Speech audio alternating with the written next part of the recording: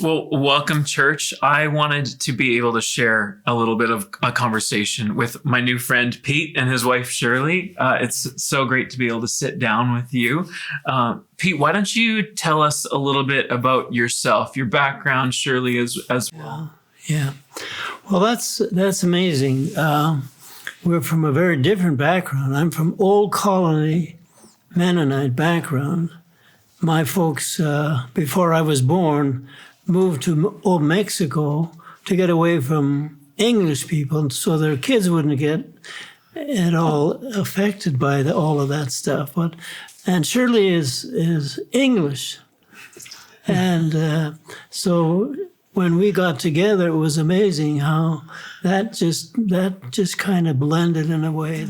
But we found the ministry both a blessing and a burden, and God has given us a lot of opportunities to travel to over 65 countries of the world, and so God's good. Yeah, Shirley, you mentioned before being Pete's partner and the banner that was over your wedding table. Could you tell us a little bit more about that? Yes. We decided before our wedding that we wanted to have a theme for our wedding. Mm-hmm. So we chose United to Serve. Mm-hmm. And we had a big banner over the table in the reception room that had those words, United to Serve. And all the placemats and all the invitations and all the thank you notes and everything had those words, United to Serve. And so we wanted to be a team working together, serving the Lord. Mm-hmm. And so that has been our desire from the very beginning, and it's still our desire. Mm-hmm.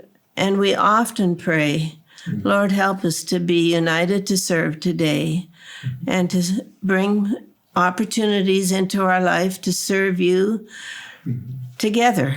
Mm-hmm. And then lately we've decided that united to serve means serving each other. Mm-hmm.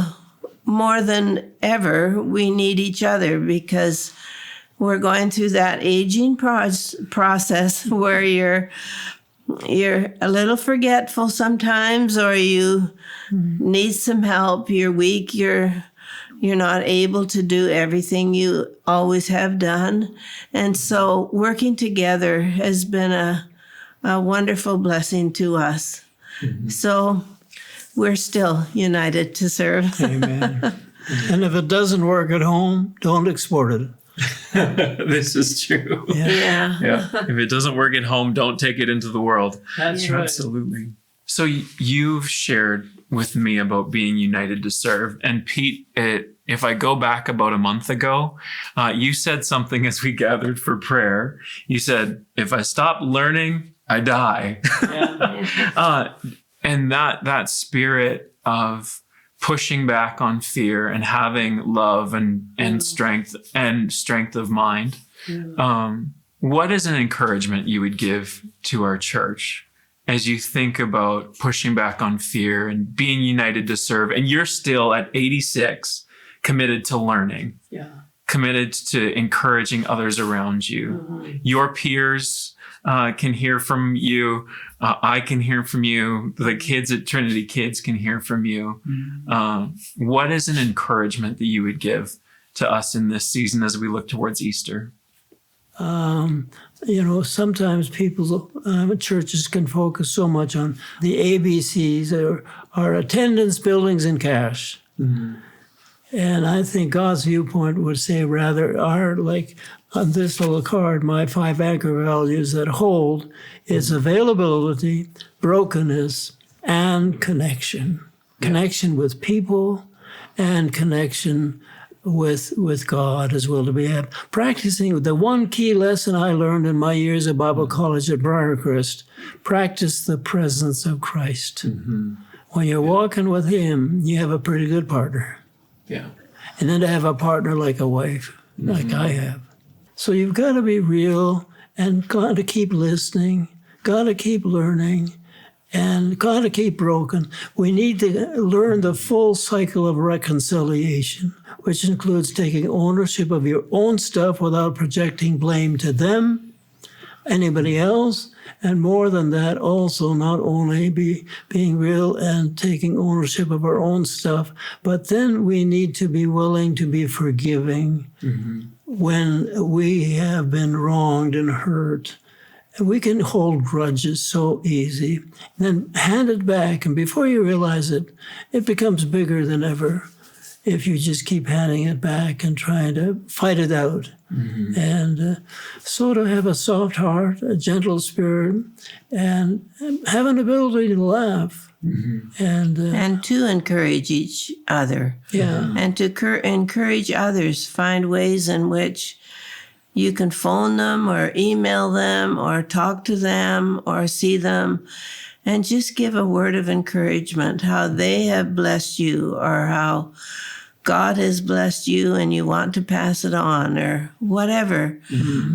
Just ask God every day, how can we encourage others? And I think that's one of our goals in life right now is to be people of encouragement and bless people and give them a reason to smile. Pastor Jack, a former seniors pastor here, and he had a slogan, I want to be a refresher, not a depleter. Yeah. So then when I have been in somebody else's presence, not for very long, that they would immediately sense a kind of a warm heart or whatever it is. It's hard to explain. And so we want to keep open to what God has for us and his timetable, his plans, his purposes. Well, you've been such an encouragement to me in this conversation and over the last month as we've gathered to pray for Lent. I pray that it's been a wonderful encouragement to our church as they've gotten the chance to get just a snippet of your story. And I want to thank you, Pete and Shirley, for joining me. Amen. Thank you for having us. Thanks for having us. Yeah.